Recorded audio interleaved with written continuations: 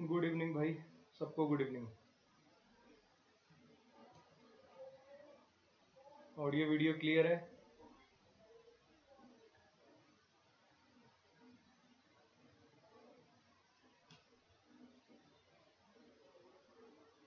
मजाक वजाक कोई नहीं उड़ाएगा।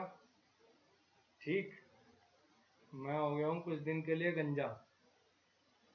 ठीक है। बाल झड़ रहे थे बहुत ज़्यादा। पानी सूट नहीं हो रहा था यहाँ का, तो मुझे लग रहा है कि बाल बचाने के लिए कुछ दिन गंजे होना ठीक है।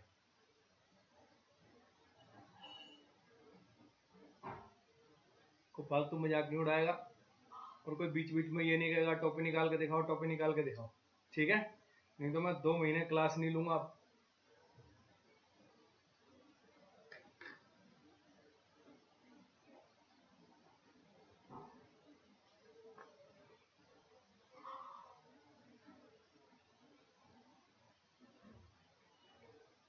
चलो आ जाओ।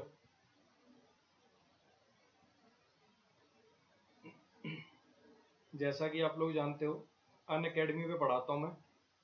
और अन अकेडमी पे जब आप सब्सक्रिप्शन लेने वाले होते हैं, उससे पहले एक ऑप्शन आता है अप्लाई डिस्काउंट कोड। तो वहाँ पे आपको डिस्काउंट कोड लगाना है जी, ABS10। ठीक है। अब जरा समझना, अन अकेडमी पे ना ही किसी सिंगल बैच की फीस होती है, ना ही किसी टीचर की फीस होती है। अन अकेडमी पे ना सब्सक्रिप्शन मॉडल है। कहने का मतलब एक्सेस मिल जाएगा आपको। जिस कैटेगरी का आप सब्सक्रिप्शन लोगे, उस कैटेगरी का कंप्लीट एक्सेस आपके पास होगा। उस जैसे फॉर एग्जांपल आपने एसएससी कैटेगरी की सब्सक्रिप्शन ले ली, तो एसएससी कैटेगरी का जितने एजुकेटर है, मैथ इंग्लिश रीजनिंग जीएस, जितने एजुकेटर हैं, उनके जितने बैचेज हैं सबके सब अनलॉक हो जाएंगे। अब इसका फायदा क्या होता है समझना। कई बार क्या होता है, मान लो हम कोर्स परचेज कर लेते हैं किसी ऐप से। फिर उस ऐप पे हमें कुछ पसंद नहीं आता। मतलब टीचर ने पहला चैप्टर बढ़िया पढ़ाया, सेकंड चैप्टर अच्छा नहीं लगता। फिर क्या करते हो, फिर अगली ऐप से कोर्स परचेज करते हो। फिर उससे अगली ऐप से कोर्स परचेज करते हो। तो बार बार कितनी बार फीस पेमेंट करोगे भाई। इसमें क्या होता है, आपके पास कंप्लीट एक्सेस है। जितने एजुकेटर हैं अन अकेडमी पे, मैथ्स के, रीजनिंग के, जीएस के सब आपके लिए अनलॉक हो जाएंगे। आप अपना 3 4 5 क्लास देख के तसल्ली करो, है ना। उसके बाद अपना डिसीजन लो। ये मेरा डिस्काउंट कोड है, ये कोड लगा के सब्सक्रिप्शन लेने के सिर्फ डिस्काउंट से मतलब है, और इस कोड का आपके सब्सक्रिप्शन पे कोई फर्क नहीं है। और ये कोड एक चीज और बता रहा हूँ, डिस्काउंट के लिए किसी भी कैटेगरी पे काम कर देता है। ये बात इसलिए बता रहा हूँ, काफ़ी ऐसे बच्चे होते हैं कि सर हमें मतलब आपसे पढ़ के फ़ायदा हुआ है, तो हम चाहते तो हैं कि आपका कोड रिकमेंड करें, लेकिन मेरा एसएससी वाला तो कोई दोस्त ही नहीं है। तो क्या करूँ भाई, नीट में, चाहे सीडीएस में, चाहे यूपीएससी में, चाहे रेलवे में, चाहे बैंक में, कहीं भी डिस्काउंट के लिए कोड यूज़ करा सकते हो। ठीक है जी। नेक्स्ट पर जाओ।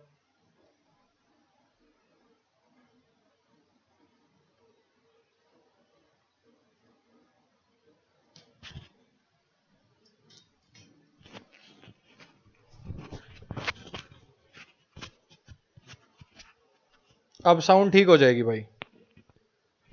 माइक में थोड़ा पास लगाना भूल गया था।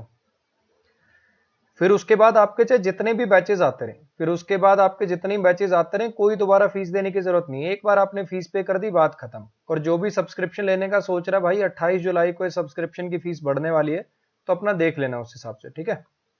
प्लान कर ही रहे हो तो उससे पहले पहले ले लेना। मेरा जो बैच चालू हुआ था, मेरा बैच चालू हुआ था 22 जुलाई को, 22 जुलाई को।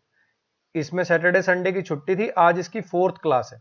बिल्कुल बेसिक से, नाउन क्या होता है, प्रोनाउन क्या होता है, एडजेक्टिव क्या होता है, एडवर्ब क्या होता है, यहां से मैंने क्लास शुरू करी थी। और बढ़िया लेवल तक इस बैच को लेके जाऊंगा मैं। Causative verb, gerund participle, infinitive, gerund के पैसिव, इन्फिनेटिव के पैसिव, वेयर इन्फिनेटिव, यहां तक। तो जो भी मेरे से पढ़ने में इंटरेस्टेड है, वो ABS10 कोड लगा के सब्सक्रिप्शन ले सकते हैं, या जो मुझसे पढ़े वो अपने दोस्तों को रिकमेंड कर सकते हैं।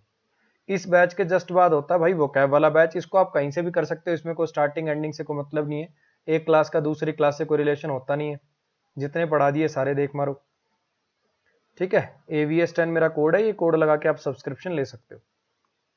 आ जाओ जी, शुरुआत कर लेते हैं। कल अपनी क्लास मुझे लगता है यहां छूटी थी, है ना।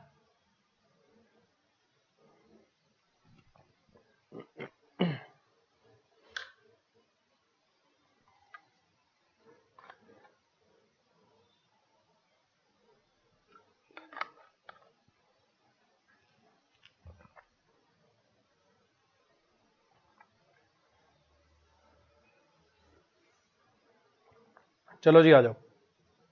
चलो अब ठीक है, अब इन टोपी से और ये बाल झड़ने से और इन सब चीजों से अब बाहर आओ, आ जाओ, अब पढ़ते हैं। 2-4 दिन में सब नॉर्मल लगने लगेगा, ठीक है, मुझे भी नॉर्मल लगने लगेगा, मैं भी लाइफ में फर्स्ट टाइम बाल उड़वाए हैं मैंने, ठीक है, मुझे भी नॉर्मल लगने लगेगा, आप लोगों को भी नॉर्मल लगने लग जाएगा। ऐसा तो नहीं कर सकते ना 2 महीने पढ़ाए ही ना। आ जाओ। तो कल यहां पे इतनी बात हो गई थी कि जैसे परमिट है, अलाउ है ना, तो इसमें क्या होता है कि वो एक्शन आगे होना होता है। विजिटर को परमिट नहीं किया गया ऐसा करने के लिए, वो एक्शन आगे होना होता है, उसने मुझे अलाउ कर दिया ऐसा करने के लिए। तो यहाँ पे फिर उसके बाद अपने को क्या यूज करना होता है, इन्फिनेटिव यूज करना होता है। अगर कोई एक्शन मेन वर्ब से आगे होना होता है तो उसके लिए इन्फिनेटिव लगाते हैं, पहले ही हो गया होता है या साथ साथ होना होता है तो जिरंड लगाते हैं, ठीक। अब मैंने आपसे जो कल सवाल किया था वो सवाल ये किया था कि मुझे बताओ क्या यहाँ एंट्री लिख सकते हैं? हाँ जी, क्या यहां पे एंट्री लिख सकते हैं?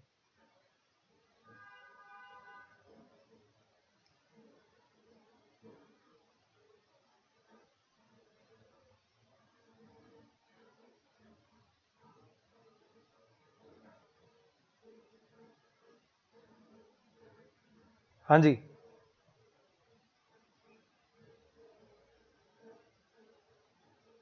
क्या दिक्कत है एंट्री लिखने में, क्या दिक्कत है? देखो यहाँ पे एंट्री लिखना भी सही हो सकता है, लेकिन फिर आगे पार्क लिख रखा आपने, दो नाउन इकट्ठे कैसे आ पाएंगे? मान लो मैं एंट्री को नाउन मान लूं, visitors were not permitted entry, उनको एंट्री परमिट नहीं करी गई, है ना। विजिटर्स को एंट्री परमिट नहीं करी गई, कहां के लिए? पार्क के लिए। एंट्री टू द पार्क अगर ऐसा लिख दूं तो ये भी ठीक हो सकता है, ग्रामेटिकली ये भी ठीक है, ये भी ठीक है, लेकिन ये बेटर है, कंसाइज स्ट्रक्चर है, तो अपन इसको प्रेफर करेंगे। कुछ आ रही है बात समझ में क्या कहना चाह रहा हूं? आप या तो ऐसा लिख दो visitors were not permitted entry to the park, लेकिन ज्यादा अच्छा ये रहेगा visitors were not permitted to enter the park. उसमें क्या है, ये डायरेक्ट इसका एंटर का ऑब्जेक्ट बन जाएगा, ये इन्फिनेटिव का, तो ये वाला स्ट्रक्चर बढ़िया माना जाएगा। कुछ आ रही है बात समझ में?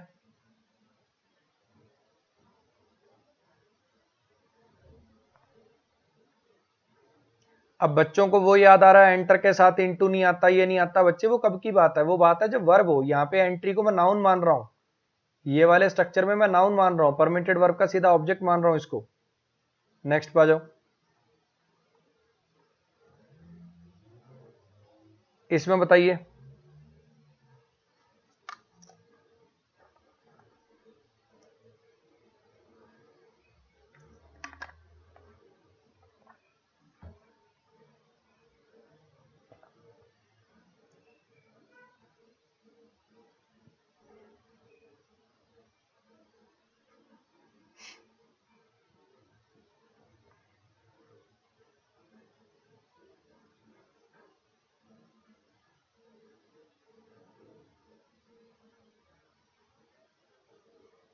इसमें बताओ जरा क्या आएगा।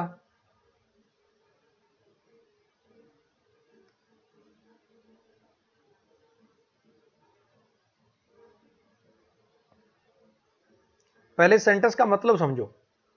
कभी हम समुद्र किनारे रहा करते थे, कभी हम समुद्र किनारे रहा करते थे। समुद्र किनारे का मतलब यहाँ पे है बेसिकली कोई ऐसा नहीं कोई लग्जरी होटल में रहते थे समुद्र किनारे। ये यहाँ पे कहना चाह रहा है कि समुद्र के किनारे झुग्गी झोंपड़ी डाल के मतलब ऐसे हटते फिरते रहते थे, कोई प्रॉपर हमारा घर नहीं था, लेकिन अब हमने खुद को सेटल कर लिया है मुंबई में। ये यहाँ पे ये कहना चाह रहा है।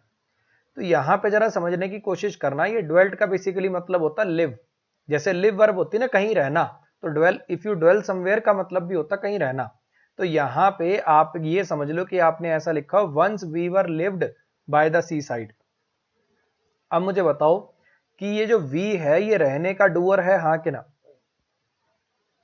ये जो वी है ये रहने का डूअर है, यस और नो? अगर ये रहने का डूअर है तो इसका मतलब वॉइस एक्टिव चाहिए, तो इसका मतलब वंस वी वर ड्वेल्ट नहीं, वंस वी ड्वेल्ट लिखना चाहिए आपको।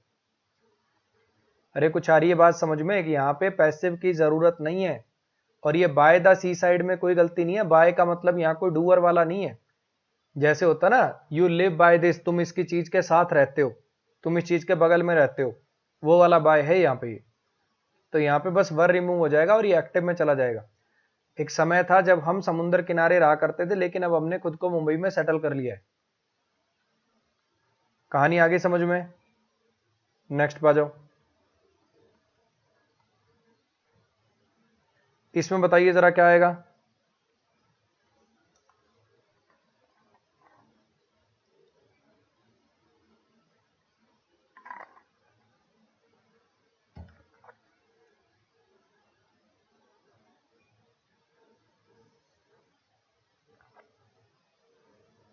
बेसिक्स क्लियर नहीं है इसलिए प्रॉब्लम होती है, तो बेसिक्स क्लियर करना भाई।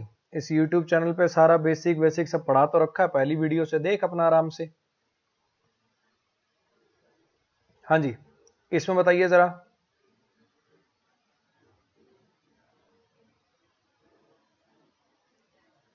You are right here, you are right here. तुम इस बात में, मतलब तुम यहां ठीक हो, इस बात पे तुम ठीक हो, क्योंकि क्योंकि मुझे ये जो प्रॉब्लम थी ये बहुत डिफिकल्ट लगी थी डील करने के लिए, मतलब इतनी डिफिकल्ट लगी कि मैं इसे डील ना कर पाया। तुम यहाँ पे ठीक हो, इस बात में तुम ठीक हो, क्योंकि क्योंकि मेरे को ये प्रॉब्लम इतनी डिफिकल्ट लगी कि मैं इसे डील नहीं कर पाया। अब आपने ये पढ़ रखा है, ये इन्फिनिटिव के साथ, रादर के साथ तो देन का पेयर होता है ना। और रादर अगर सिर्फ इसीलिए भी आया है, मान लो सिर्फ इसकी इंटेंसिटी बढ़ाने के लिए भी आया, तो आगे तो इन्फिनिटिव लिख दिया आपने। इन्फिनिटिव अगर आगे दे रखा हो तो इंटेंसिटी बढ़ाने के लिए कौन सी एडवर्ब का यूज करते हो?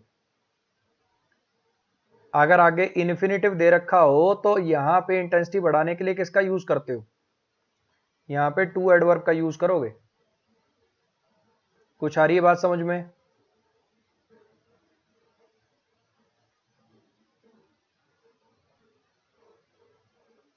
अरे कुछ याद आया इन टू के साथ इन्फिनिटिव का पेयर?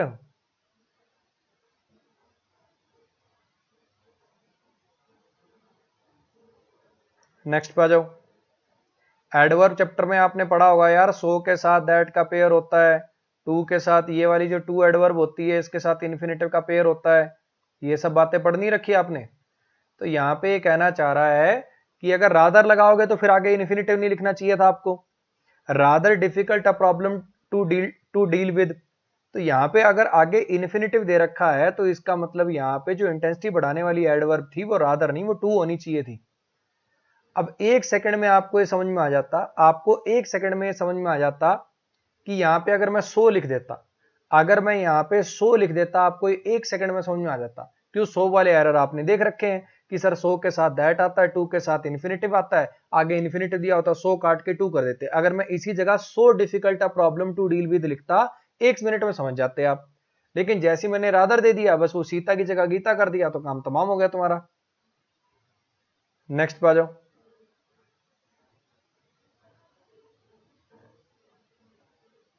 इसमें बताओ जरा।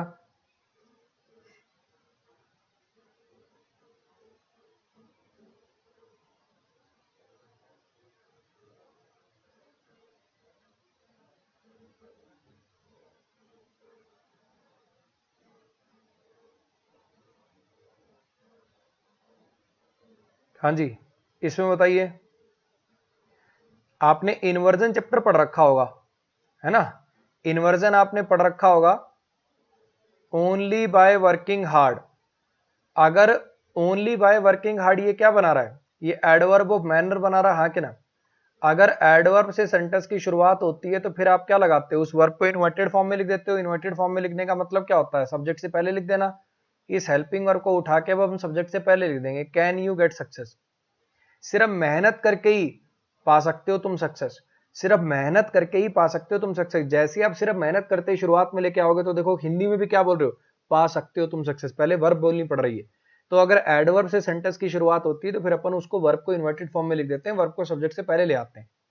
अगर यहाँ पे एडवर्ब प्लेस होता तो फिर मेन वर्ब भी पहले आ जाती, लेकिन अभी क्या है? एडवर्ब मैनर है, बाकी सब एडवर्ब के केस में सिर्फ हेल्पिंग वर्ब पहले आती है। तो कैन को उठाएंगे, आगे रख देंगे। नेक्स्ट पे आ जाओ। इसमें बताओ जरा।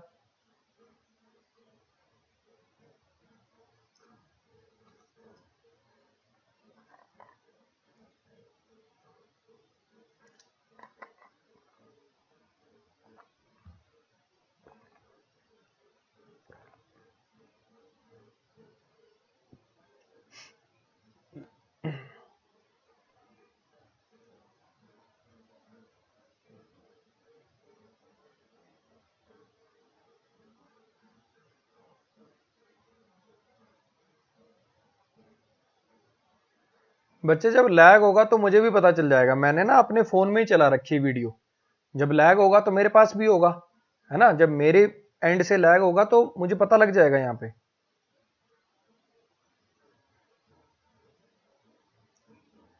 ऑफ द थ्री, इन तीनों में से women wine and songs, women wine and songs, इन तीनों में से जो सबसे पहला है, इन तीनों में से जो सबसे पहला है उसी ने उसको बर्बाद किया। इन तीनों में से जो सबसे पहला है, मान लो किसी आर्टिस्ट की बात हो रही है ना, जो शराब भी पीता है और कोई औरत का भी चक्कर था बाबू भैया, तो इन तीनों में से जो सबसे पहला है उसने उसको बर्बाद किया, वो लेके आया उसकी बर्बादी। तो यहां पे जरा समझने की कोशिश करना कि आपको जब दो चीजों की बात करनी होती है तब आप वर्ड यूज करते हो फॉर्मर और लेटर, जब तीन चीजें हो जाएंगी तो क्या वर्ड यूज करोगे, फर्स्ट और लास्ट। अगर तीन चीजें हो गई तो लेटर वर्ड का यूज थोड़ी कर पाओगे आखिरी वाले के लिए फिर लास्ट करना पड़ता है। और अगर दो से ज्यादा चीजें हो जाती हैं तो फर्स्ट वाले को पहले वाले को कैसे रेफर करते हो, फर्स्ट से रेफर करते हो, तो यहाँ पे फॉर्मर नहीं, यहाँ पे आएगा first.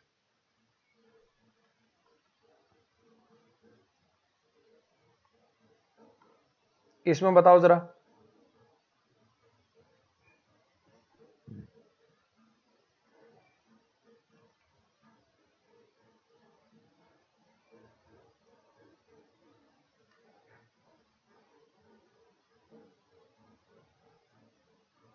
I can not afford buying books for this course because they are very expensive. मैं अफोर्ड नहीं कर सकता इस कोर्स के लिए किताबें खरीदना क्योंकि वो बड़ी महंगी है।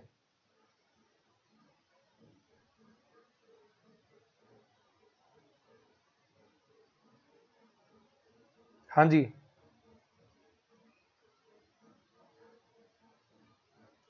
अब जरा समझना, I cannot afford to buy a car. I cannot afford to go there. I cannot afford to forgive you. मैं इस काम को अफोर्ड नहीं कर सकता, मैं ऐसा करना अफोर्ड नहीं कर सकता, मतलब ये काम तो आगे होगा ना, मैं अफोर्ड नहीं कर सकता किताबें खरीदना, मतलब इन फ्यूचर खरीदोगे, हाँ के ना। तो भैया अफोर्ड के साथ I can not afford to do, आपने देखा होगा अफोर्ड के साथ यहाँ पे इन्फिनेटिव यूज होता है, तो यहाँ पे बाइंग नहीं, यहाँ पे आपको लिखना पड़ेगा टू बाय। कुछ आ रही है बात समझ में? I cannot afford to do this mistake. I can't afford to do this mistake. I can't afford to give away my job. I can't afford to, आगे करके आपने देखा होगा, ये स्ट्रक्चर आपको मैं बोल रहा हूं तब बड़े फेमिलियर से लग रहे होंगे। I can't afford to lose my job. I can't afford to lose my job, मतलब मेरी नौकरी चले जाना मैं अफोर्ड नहीं कर सकता इस टाइम पे, मेरे लिए बहुत क्रूशियल है ये। इसमें बताइए जरा क्या आएगा? प्रहलाद, सुमन, विनायक, सौविक, डॉक्टर जयकौल, बहुत बढ़िया। इसमें बताओ जरा क्या आएगा?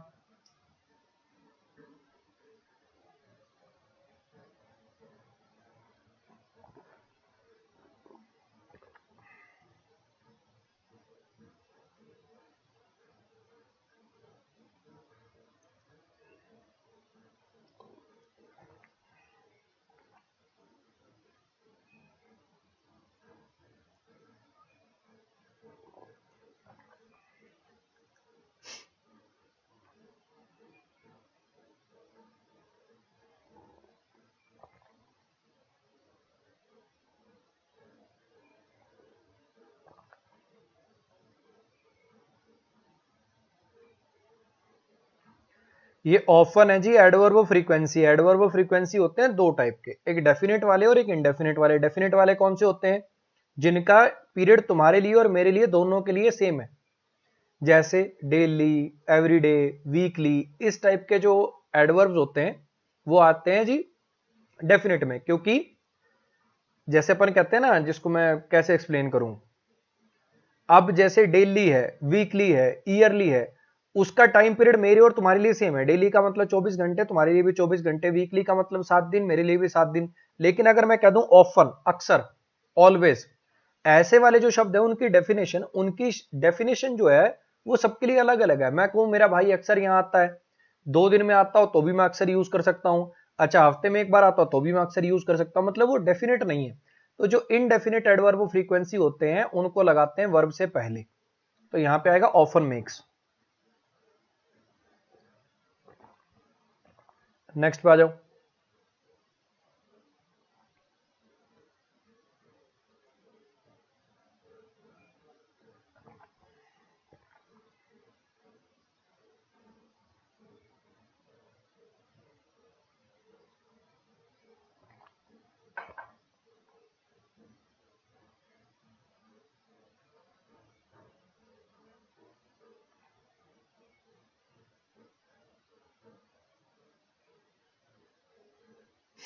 हाँ जी, this will enable you to manage quickly the situation. अब आपने ये देखो, ये वैसे एरर तो ऐसा बनना चाहिए था, स्प्लिट इन्फिनेटिव का एरर पढ़ रखा आपने, this will enable you to quickly manage the situation. इसको मैं यहां लगाता और फिर कहता स्प्लिट इन्फिनेटिव वाला रूल। कुछ याद आ रहा है? ये क्विकली, कंप्लीटली, है ना, कॉन्सेप्चुअली, ये वाले जो वर्ड होते हैं काइंड ऑफ एडवर्ब वो मैनर जैसे हो जाते हैं, कि कैसे उस काम को करना है, जल्दी से करना है, ये काम करेंगे एडवर्ब मैनर की तरह से। और एडवर्ब मैनर की पोजीशन होती है, अगर वर्ब ट्रांजिटिव है तो ऑब्जेक्ट के बाद, यानी ये जो क्विकली की जो पोजीशन है वो जानी चाहिए थी सिचुएशन के बाद। This will enable you to manage the situation quickly. अरे कुछ याद आया? एडवर्ब मैनर की पोजीशन कहां पे होती है? अगर वर्ब के पास ऑब्जेक्ट है, ट्रांजिटिव वर्ब में तो ऑब्जेक्ट के बाद, और इन ट्रांजिटिव वर्ब में वर्ब से पहले। तो यहां पे अपने को क्या,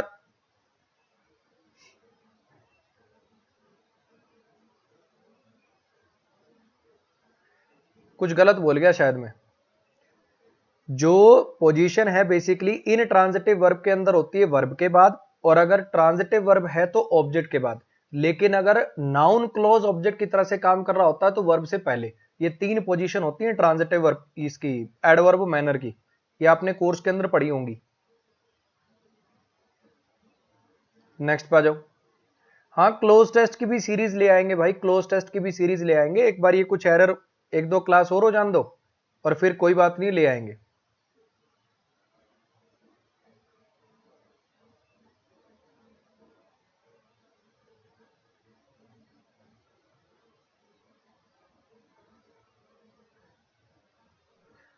पूजा, राकेश, योगी, बच्चे इस टाइप की बातों से ना बाकियों को टाइम खराब होता है, मैं इसलिए आपको रिप्लाई नहीं कर रहा।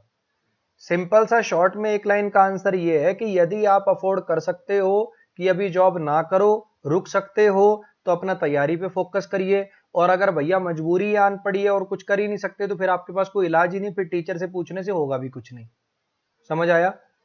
अगर आप जैसे तैसे मैनेज करके ऐसा कर सकते हो कि अभी तैयारी पे फोकस कर लें, अभी जॉब वॉब के चक्करों में ना पड़े, तो ज्यादा अच्छा है। ठीक है, ऑब्वियस बात है, इतनी समझ तो तुम्हारे अंदर भी होगी। लेकिन अगर भैया बिल्कुल इलाज ही नहीं है तो फिर टीचर से पूछने का क्या फायदा?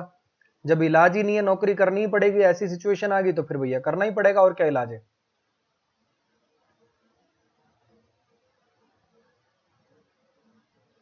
इसमें बताओ अब जरा,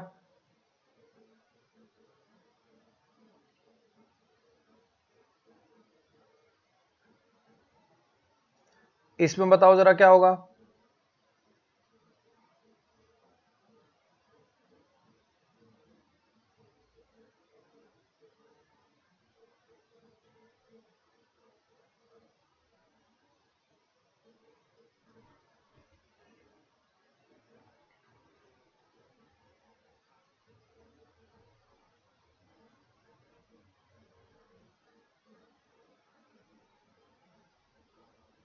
हाँ जी, हाँ जी, तुक्के मत मारो, बताओ बताओ, आंसर बताओ, ए बी सी डी मत बताओ, ए बी सी डी मत बताओ।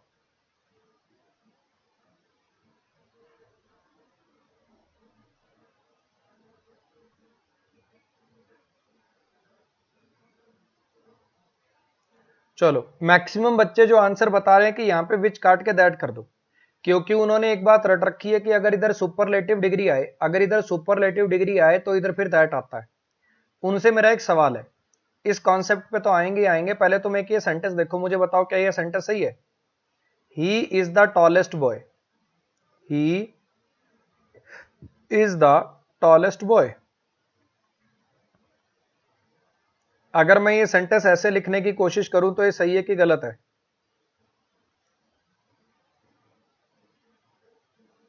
अगर मैं सेंटेंस ऐसे इतना लिखने की कोशिश करूं तो ये सेंटेंस सही है कि गलत है? He is the tallest boy. ये सेंटेंस अधूरा है बच्चे, ये इंफॉर्मेशन क्लियर नहीं है। अगर आप सुपरलेटिव डिग्री लगा रहे हो तो बताओ ना भैया किन में टॉलेस्ट है। He is the tallest boy in his class, he is the tallest boy in his family. अरे कुछ ना कुछ तो लिखना पड़ेगा ना यार, कुछ आ रही बात समझ में। जब तक तुम बताओगे नहीं कि बाकी किन से तुलना करके आपने इसको टॉलेस्ट कहा है, तब तक टॉलेस्ट वर्ड आपने यूज कैसे किया। आई कुछ बात समझ में। अब देखो तुमने क्या किया, तुमने सीधा लिख दिया this is the most important question that you have to prepare. ये सबसे इंपॉर्टेंट क्वेश्चन है जो तुम्हें प्रिपेयर करना है बड़े ध्यान से। अच्छा सबसे इंपॉर्टेंट क्वेश्चन है किन में से, अगर कुछ ऐसा लिखा होता this is the most important question in this exercise, this is the most important question, मतलब मैं उसको अगर बताता कि किन में से इंपॉर्टेंट क्वेश्चन है, इस बुक का सबसे इंपॉर्टेंट क्वेश्चन है, इस एक्सरसाइज का क्वेश्चन सबसे इंपॉर्टेंट है ये, अच्छा इस क्वेश्चन पेपर का, इस मॉक टेस्ट का सबसे इंपॉर्टेंट क्वेश्चन है ये, कुछ ना कुछ तो लिखो फिर। और अगर आपके पास ऐसी कोई चीज है ही नहीं कि जिससे इसकी तुलना करवाना चाहते हो, वैसा कुछ मेंशन ही नहीं है, तो फिर यहां पे एक नया कॉन्सेप्ट सीखो।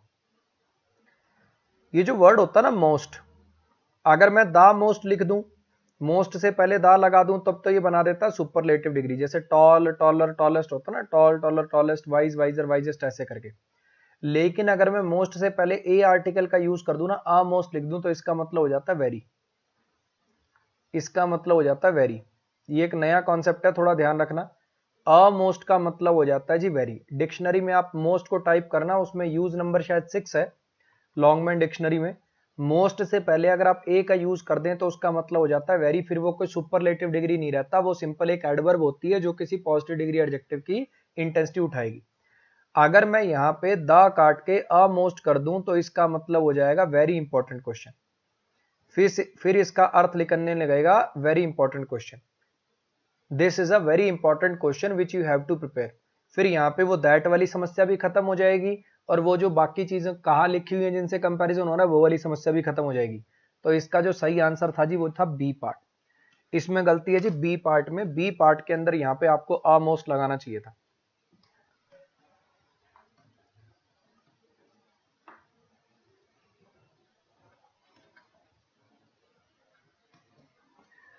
हाँ जी, कुछ आई बात समझ में। नेक्स्ट पे आ जाओ, इसमें बताइए जरा।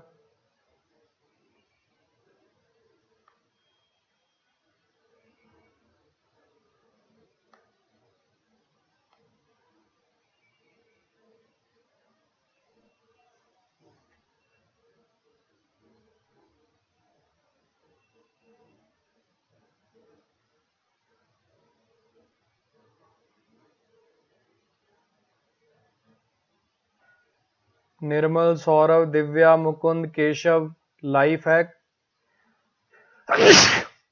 सॉरी भाई, प्लेन टू पैरामाउंट पूरी हो गई। अब कौन सी बुक प्रेफर करें बच्चे, सब बता रखा है इस यूट्यूब चैनल पे ना, वीडियो बना बना के बहुत डिटेल में बता रखा है। चैप्टर वाइज एरर हो जाते हैं, मिसलिनियस नहीं होते, क्या करूं, उसमें पूरा ग्रामर कैसे पढ़ी जाती है ये बताया, वो कैब याद करने का बेस्ट तरीका, उसमें वो कैब का सब बताया, ऐसे ऐसे पढ़ी जाती है भैया वो कैब। स्पोकन के लिए बेस्ट टीचर कौन है, उसमें स्पोकन कैसे आएगी, टीयर 3 के लिए डिस्क्रिप्टिव इंग्लिश कैसे आएगी, सब बता रखा है इसी यूट्यूब चैनल पे। एक बार वीडियो खंगालो थोड़ी सी, देखो। I want to know who came to meet you yesterday night. अब यहां पे जरा समझने की कोशिश कर रहा है, ये येस्टरडे जो शब्द होता है ना जनरली एडवर्ब होता है, ये येस्टरडे शब्द जो होता है ये जनरली एडवर्ब होता है ना। अच्छा अगर आपने यहाँ पे एडवर्ब लिख रखी और यहाँ पे आपने नाइट लिख दिया, तो नाइट तो नाउन होता है, और अगर नाइट अकेला नाउन लिखोगे तो फिर साथ में कोई ना कोई लिखना पड़ेगा आपको, कुछ ना कुछ प्रीपोजिशन, एट नाइट, है ना, कोई प्रीपोजिशन लगानी पड़ेगी। प्रीपोजिशन लगाएंगे तो फिर ये येस्टरडे वाला फंडा अट जाएगा कि येस्टरडे को क्या लिखें। फिर येस्टरडे को चलो मैं मीट के लिए एडवर्ब मान भी लूं, I want to know who came to meet you yesterday, अगर येस्टरडे को मैं मीट के लिए मान लूं तो फिर येस्टरडे एट नाइट लिखूं मैं ऐसा, who came to meet you yesterday at night. लेकिन तुम्हें पता है वो कहना कुछ और चाह रहा है, वो कह रहा है पिछली रात, तो येस्टरडे एट नाइट से मीनिंग के अंदर चेंज आ जाएगा। और अगर मैं येस्टरडे को नाउन मान लूं, येस्टरडे नाउन भी होता है, येस्टरडेज क्लास, कल की क्लास, येस्टरडेज टॉपिक, कल का क्या टॉपिक था, येस्टरडे नाउन भी होता है कई बार। लेकिन अगर मैं इसको नाउन मानूं तो फिर ये दूसरे नाउन के साथ कैसे आया, तो फिर ये तो गड़बड़ है। तो यहां पे सबसे बढ़िया रहेगा, आप एक काम करो, यस्टरडे को काट के लास्ट कर दो, क्योंकि लास्ट होता है एक एडजेक्टिव, और जैसे आप ये लास्ट वर्ड का यूज करते हो, नेक्स्ट, लास्ट, दिस, दैट, जब ये नाउन के साथ लगाए जाते हैं, खास करके टाइम को बताने वाले नाउन के साथ, तो ये अपने आप में ही एक एडवर्बियल फ्रेज ऑफ टाइम बना देते हैं। ये कॉन्सेप्ट आपने पढ़ रखा होगा। जब आप next, last, this, that in शब्दों का यूज किसी टाइम को बताने वाले नाउन के साथ कर देते हो, तो वो अपने आप ही एक एडवर्बियल फ्रेज ऑफ टाइम बना देता है, उसके साथ कोई प्रीपोजिशन लगाने की जरूरत नहीं पड़ती। देखो थोड़ा सा मेरा फोकस इस बात पे रहता है, आंसर बहुत बच्चों को पता होते हैं। अब बहुत बच्चों ने लिख दिया था last night, last night, last night, last night, है ना। तो समझो, अगर आपसे कोई पूछ ले कि यहां पे येस्टरडेज नाइट लिख सकते हैं क्या, येस्टरडे एट नाइट लिख सकते हैं क्या, वो क्यों गलत है? जब तक उस कॉन्सेप्ट की क्लैरिटी नहीं आएगी ना, तो होगा क्या, ये छोटी छोटी चीजें लिखी होंगी ना, अगर मान लो ऐसे लिखा आ जाए yesterday at night, who came to meet you yesterday at night, तो तुम तो उसको गलत करके आ जाओगे, क्योंकि तुम तो रट्टा बिठा रखा है, येस्टरडे नाइट को काट के लास्ट नाइट करना होता है, उसको पता ही नहीं है कॉन्सेप्ट। एक एक चीज में क्लैरिटी लेके आओ कि ये लगा के, मतलब ये हटा के ये लगा रहा हूं, तो फिर क्यों लगा रहा हूं, क्या रीजन है उसका। क्लियर है इतनी बात? चलो जी नेक्स्ट पे आ जाओ। एक बच्चा कह रहा है यहां पे मीटिंग कर सकते हैं क्या? बच्चे जो वर्ब से वाई के रिप्लाई होते हैं ना, केम वाई, वाई के जो रिप्लाई होते हैं वो एडवर्ब होते हैं, और एडवर्ब अगर बनाना हो तो इन्फिनेटिव एडवर्ब का काम करता है, जेरेंड एडवर्ब की तरह से काम बहुत रेयरली करता है, वो वाला ये काम कर नहीं पाएगा। तो यहाँ पे आपको अगर एडवर्ब बनाना है तो आपको इन्फिनेटिव लिखना पड़ेगा। वाई का reply, he came to meet me, he came to slap me, he came to insult me, क्यों का जवाब ये इन्फिनेटिव से बनेगा। नेक्स्ट पे आ जाइए, इसमें बताओ जरा।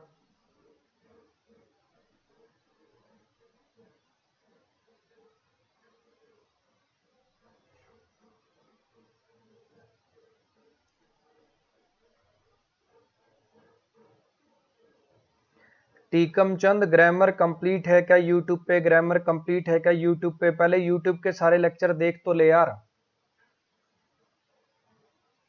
देखो एक भाई वाली बात कर लूं तुमसे, तुमसे एक भाई वाली बात कर लूं, बुरा नहीं मानो तो। एक मैं शॉर्ट में तुम्हें बताता हूं, आज कुछ बात करते हैं, 2 मिनट सुनना, 2 मिनट से ज्यादा नहीं लूंगा, सुनना बड़े ध्यान से।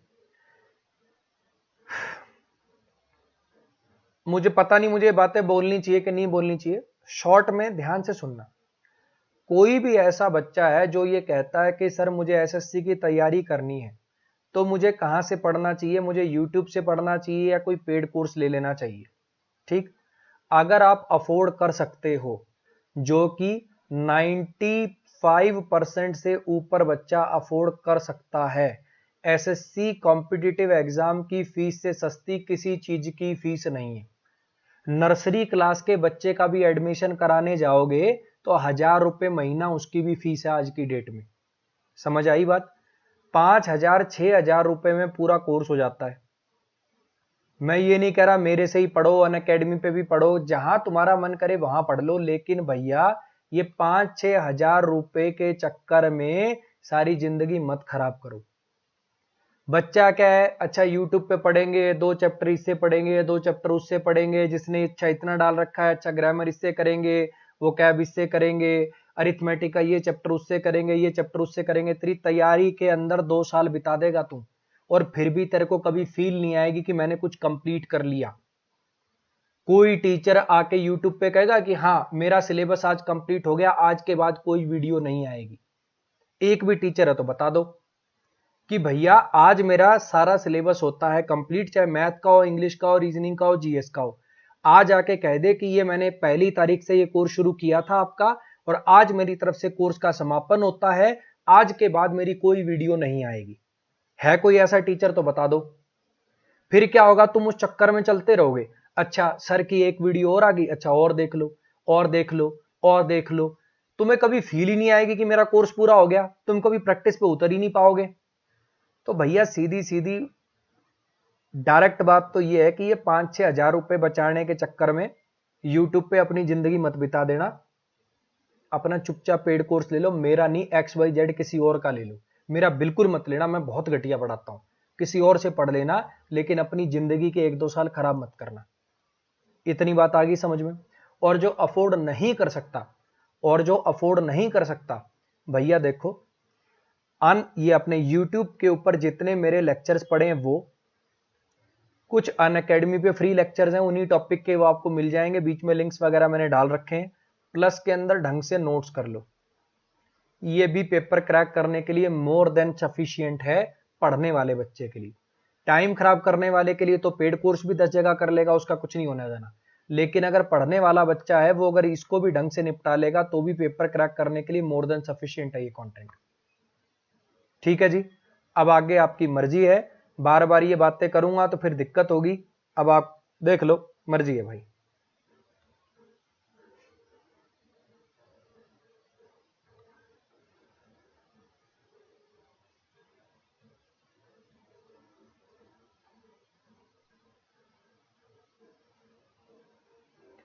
चलो जी, इसमें बता दो अब जरा।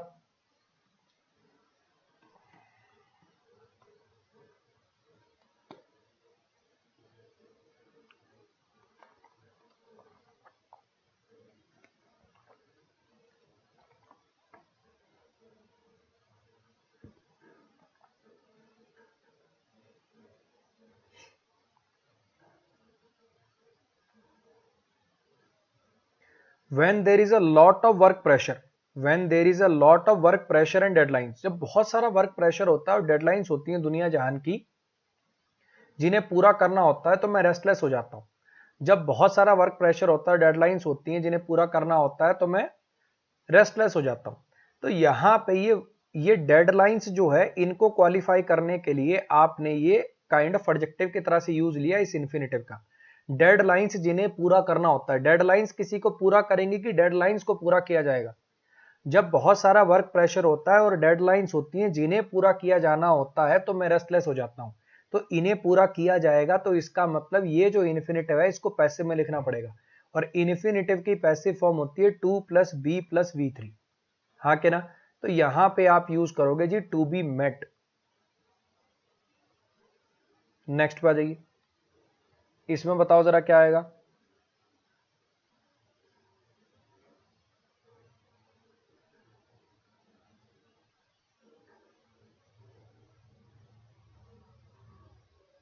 बहुत इजी एरर है ये, तो फटाक से बता दो।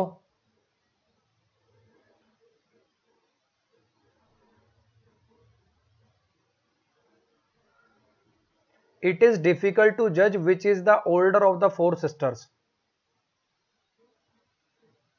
4 बहनों में से सबसे बड़ी वाली कौन सी है, सबसे एज में बड़ी कौन सी है, ये बता पाना मुश्किल था। एल्डर का इसके लिए लगता, पहली बात तो एल्डर देखो ऐसे यूज ही नहीं होता। ठीक है, एल्डर हमेशा नाउन से पहले लगा के यूज होता है। She is my elder sister, Elder brother. Elder को अकेला लिख के आप यूज ही नहीं कर सकते। और दूसरी बात, अगर 4 बहनों की बात कर रहे हो तो इसमें कंपैरेटिव डिग्री वैसे भी नहीं आ सकती, यहाँ पे सुपरलेटिव डिग्री आएगी, तो यहाँ पे एल्डेस्ट लिखना पड़ेगा। नेक्स्ट पे आ जाओ। जो बच्चे कह रहे हैं कि यहाँ पे हु आएगा, बच्चे सिलेक्शन के लिए विच आता है, अगर आपको पता हो। अगर आप सिलेक्शन की बात करते हो तो उसके लिए नॉन लिविंग, लिविंग सबके लिए विच आता है, इसके अंदर कोई गलती नहीं है। 4 में से सबसे बड़ी वाली की बात करनी है, इसलिए सुपरलेटिव डिग्री आएगी, बस बात इतनी है। इसमें बताइए जरा क्या आएगा।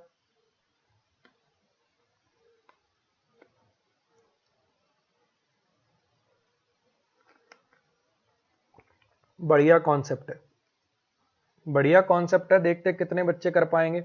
रटे रटाए टट्टू पंजू वाला एरर नहीं है ये। आदर्श त्रिपाठी, इसी YouTube चैनल पे मैंने एक वीडियो बनाई थी, कट ऑफ इतना हाई जा रहा है, वैकेंसी इतनी कम हो रही है, तो क्या मुझे एसएससी की तैयारी छोड़ देनी चाहिए। उस वीडियो को देख लेना, ठीक है। जो भाई वाली सलाह है वो उस वीडियो के अंदर दे रखी है, अपना आराम से उस वीडियो को देख लेना। और आप सबसे भी रिक्वेस्ट है, एक बार 10 मिनट का समय निकाल के मेरे YouTube चैनल पे जितनी वीडियो ना, सबके टाइटल देख लो एक बार, ठीक। जो जो आपको आपके काम की वीडियो लगे उनको देख लेना। रोज रोज वही बातें पूछते, वो सेम बातें मैं बता चुका होता हूं पहले।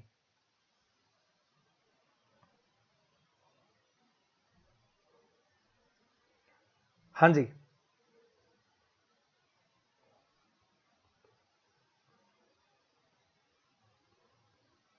बोलो बोलो क्या आएगा?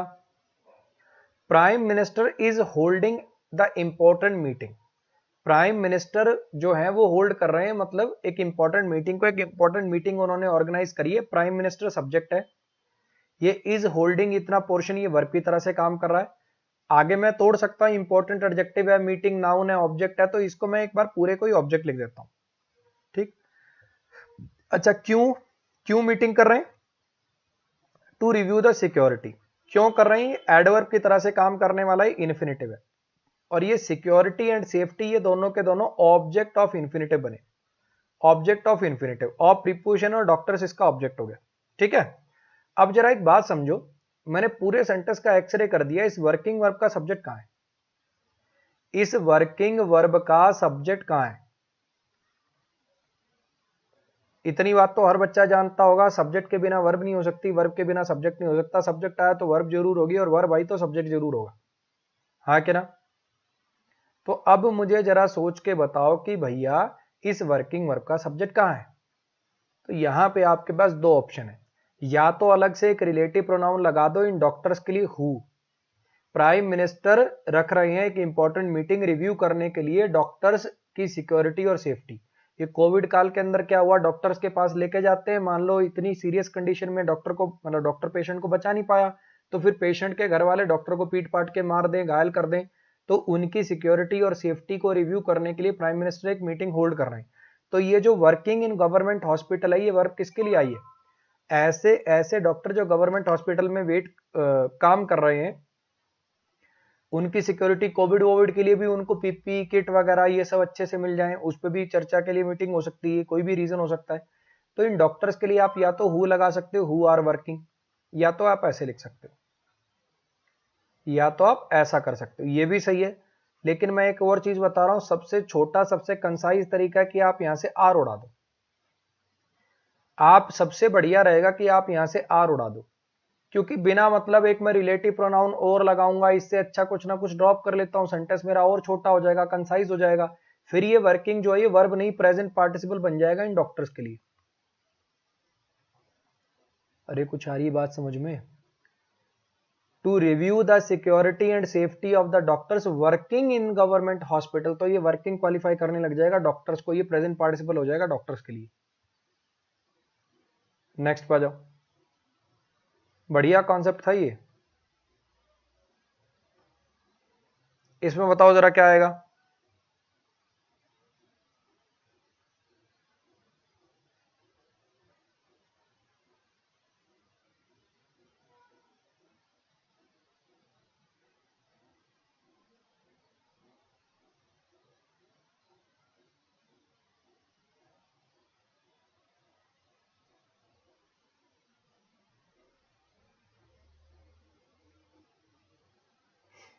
और जो बच्चे लेट जुड़े हैं, बार बार पूछ रहे हैं टोपी क्यों लगा रखी है, पहले हेयर स्टाइल अच्छा था, तो बात भैया ऐसा है, बाल झड़ने लगे थे, मैं जैसे ही जयपुर से यहाँ उत्तराखंड आया था, पता नहीं एकदम से बहुत तेजी से बाल झड़ रहे थे, तो मुझे लगा कहीं परमानेंट गंजा ना हो जाऊं, तो इसलिए मैंने एक बार सफा चट करा दिया।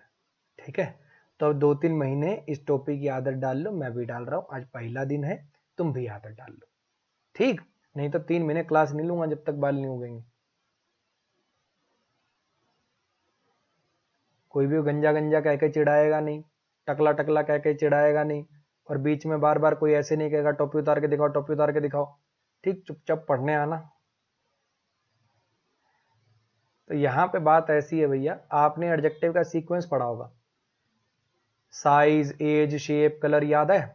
तो ये वाला जो है, ये वाला तो कलर वाला है और ये साइज वाला है, तो पहले साइज वाला आएगा फिर शेप वाला आएगा, ऐसे होगा ये। नेक्स्ट पे आ जाओ, इसमें बताओ जरा क्या आएगा?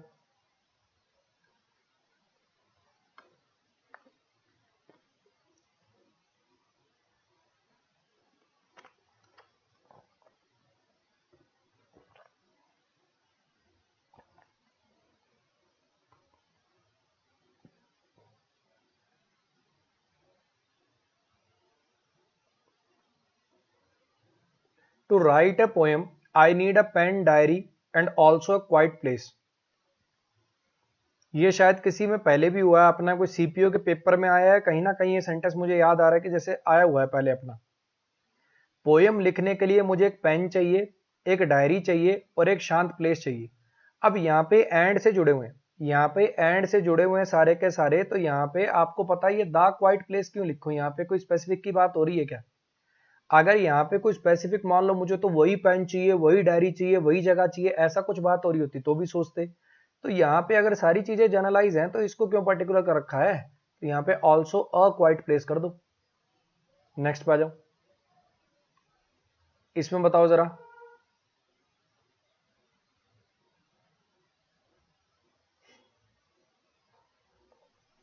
और जैसा कि मैंने पहले अनाउंस किया था, अपनी ये जो क्लास पहले मंडे टू फ्राइडे चलती थी, अब ये चलेंगी मंडे, ट्यूसडे, वेडनेसडे और सैटरडे संडे। पहले मैं सैटरडे संडे की छुट्टी रखा करता था अपनी, अब वो मैंने थर्सडे फ्राइडे की कर दी है भाई। अब ये क्लासेस का समय आप देख लीजिए, पहले भी हफ्ते में 5 दिन चलती थी, अब भी 5 ही दिन चलेंगी। मंडे, ट्यूसडे, वेडनेसडे और सैटरडे संडे को चलेंगी अब अपनी क्लासेस। मैं यहाँ नहीं होऊंगा अगले हफ्ते, क्योंकि मैं मुंबई जा रहा हूँ कॉन्फ्रेंस के लिए। आप कॉन्फ्रेंस करने के लिए देखो, अगर जगह का नाम लिखते, कोई डेस्टिनेशन लिखते, I am going to Mumbai लिखा आपने, डेस्टिनेशन के लिए आती to preposition, to Delhi, to Mumbai, to Goa. लेकिन कॉन्फ्रेंस करने के लिए जा रहे हो, पर्पस बताना है, तो उसके लिए आपको यूज करनी पड़ेगी यहाँ पे फॉर प्रीपोजिशन।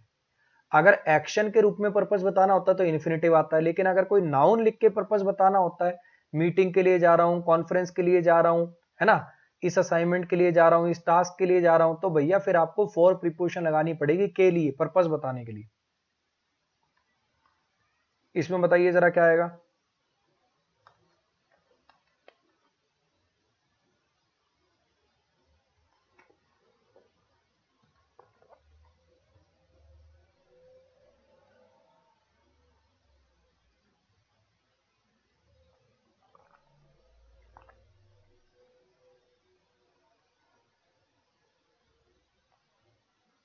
इसमें बच्चे काफी सारी गलतियां हो गई एक्चुअली ना, टाइपिंग एरर हो गए काफी सारे।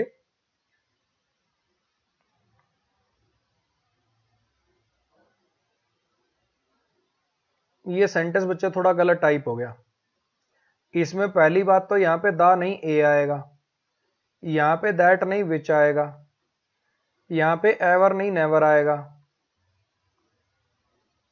ऐसा कुछ लिखना पड़ेगा। ये पता पूरा सेंटेंस ही गलत हो गया यार। इसमें कुछ टाइपिंग एरर रह गए, पता नहीं मैंने ध्यान नहीं दिया उस टाइम पे क्या हुआ स्लाइड दोबारा देखते समय। तो यहाँ पे नेवर भी लगाना पड़ेगा, है ना आपको। पिछली पिछली शाम को मेरे दोस्त ने मुझे एक फनी जोक सुनाया जो आज तक मैंने कभी नहीं सुना था, ठीक है। अब कोई पर्टिकुलर उसको दा फनी जोक, मतलब कोई ऐसा पहले से जोक सुना हुआ ऐसा तो है नहीं, एक चुटकुला सुनाया, फर्स्ट टाइम उसका इंट्रोडक्शन हो रहा है, तो यहाँ पे अ फनी जोक बेटर रहेगा। और अगर अ लगाओगे तो दैट नहीं आएगा, फिर विच भी करना पड़ेगा। और जो पहले कभी नहीं सुना था, कि पहले एवर हर्ड कैसे लिख दोगे, विच आई हैव नेवर हर्ड, जो मैंने नहीं सुना था। तो समझना ये टाइपिंग एरर थी, इसकी मैं अभी पीडीएफ जब अपलोड करूंगा तो उसके अंदर इसको सही कर दूंगा। ठीक, एरर वही है, एरर यही बनाना चाह रहे थे यहाँ पे कि टेल्स की जगह टोल्ड आएगा, लास्ट इवनिंग दिया हुआ तो यहाँ पे टोल्ड करेंगे। इसको मैं अभी जब पीडीएफ अपलोड करूंगा तो इसको सही करके अपलोड कर दूंगा। चलो जल्दी से अब सिनोनिम बताओ, इनएप्ट का सिनोनिम बताइए, इनएप्ट का सिनोनिम बताइए।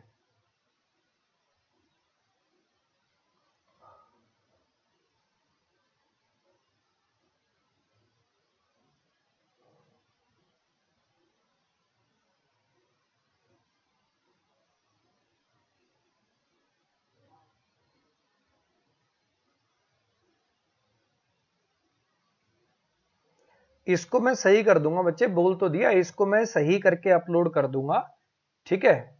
यहाँ पे I have never heard before भी आना चाहिए था, यहाँ पे कुछ ना कुछ आना चाहिए था। I have never heard before, जो मैंने आज से पहले कभी नहीं सुना था, ठीक है। और यहाँ पे इसको मैं ठीक करके अपलोड कर दूंगा, डोंट वरी। ये पूरा सेंटेंस ही गलत हुआ, या तो मैं इसको स्लाइड को ही हटा दूंगा, इसमें टाइपिंग एरर रह गए बहुत सारे, इसको सही कर दूंगा मैं। इनएप्ट का सिनोनिम बताओ आप जरा, इनएप्ट का सिनोनिम।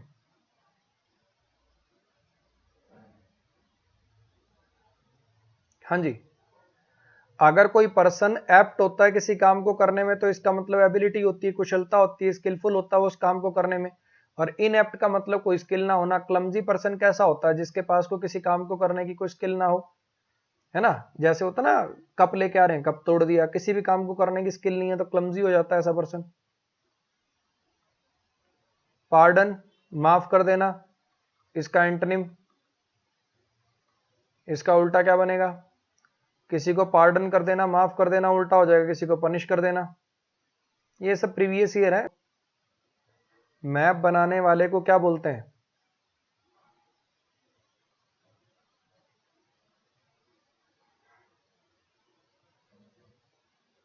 हाँ जी, मैप बनाने वाले को क्या बोलते हैं?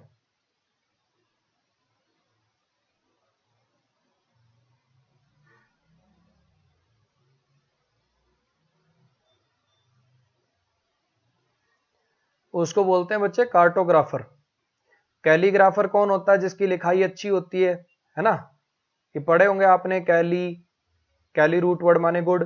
लेक्सिकोग्राफर डिक्शनरी वगैरह बनाने वाला। कोरियोग्राफर आपने पता ही है, म्यूजिक वगैरह, सॉरी वो डांस स्टेप्स को कोरियोग्राफ करने वाला।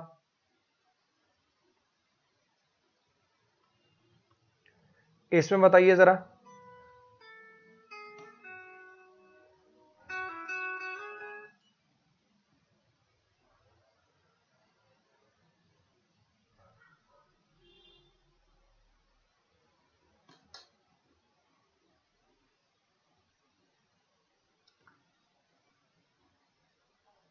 हेलो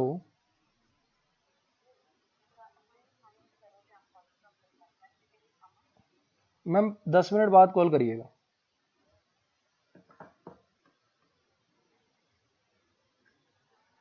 तो इसके अंदर कौन सा ऐसा वर्ड है जिसकी स्पेलिंग गलत है? इनमें से कौन सा ऐसा वर्ड है जिसकी स्पेलिंग गलत है? एक्साइट की स्पेलिंग गलत है, EXCITE होगा। किसी को एक्साइट कर देना। चलो जी, अब आप अपने मार्क्स कमेंट करके बताओ एक बार जल्दी से। फिर अनाउंस कर रहा हूं बच्चे, अपनी जो क्लासेस हैं वो पहले मंडे से फ्राइडे चलती थी, सैटरडे संडे ऑफ रहता था। वो ऑफ मैं अब चेंज कर रहा हूं, थर्सडे फ्राइडे का ऑफ रहेगा और सैटरडे संडे को आगे से क्लास आपकी हुआ करेगी। जो भी मेरे पेड कोर्स में इंटरेस्टेड है बच्चे, 22 जुलाई को नया बैच चालू हुआ था, 3 क्लास गई हैं, आज चौथी क्लास है। और जो मुझसे पढ़े हैं भाई, तुम्हें भी बहुत अच्छे से पता है, मुझे भी बहुत अच्छे से पता है कि मेरा पढ़ाने का तरीका ऐसा है कि मेरे पास शुरू से जो आता है उसी को समझ आता है, बाकी किसी को समझ नहीं आता। अब ये मेरे पढ़ाने का ट्रेडमार्क भी यही है और मेरे पढ़ाने की सबसे बड़ी कमी भी यही है। अब ज्यादा एडमिशन के लिए क्या चाहिए? बच्चा आपकी रैंडम कोई क्लास देख रहा हो, बच्चे को समझ आ जाए, बच्चा कहे वाह गुरुजी वाह, पढ़ देने एडमिशन ले ले। मेरे बैच के अंदर अगर कोई पहली 1-2 क्लास के अंदर आ गया तो ठीक है, बाद में आएगा उसको कोई समझ नहीं आएगा, ये क्या बोल रहा है, ऑब्जेक्ट कॉम्प्लीमेंट, जिरेंड, परफेक्ट पार्टिसिपल, ये क्या बातें कर रहा है, उसको कुछ समझ नहीं आएगा, फिर वो मेरा बैच छोड़ेगा, मतलब ज्वाइन ही नहीं करेगा। ऑब्वियसली क्यों फीस पेमेंट करेगा? तो भाई जिन लोगों को भी मेरे पढ़ाने का तरीका ठीक लगता है, मेरा बैच लेके लाइफ में कभी उनका कुछ फायदा हुआ है, कभी जिंदगी में 1-2 नंबर बढ़े हैं, तो नए बैच का लिंक मैं इस कमेंट में पिन कर दूंगा इस वीडियो के, उनको भाई प्लीज शेयर कर देना। 2 महीने में कुल 1 बैच आता है। शुरुआत के 3-4 दिन में एडमिशन हो गए तो हो गए, नहीं तो बाद में कोई एडमिशन नहीं होता उस बैच में पुराना होने के बाद। AVS10 मेरा कोड है, उसको शेयर कर देना भाई प्लीज। ठीक है, आज के लिए गुड नाइट। रात को 10 बजे वाली क्लास है, उसका मैंने लिंक शेयर कर दिया है। वो जो CPU वाली क्लास है रात को 10 बजे।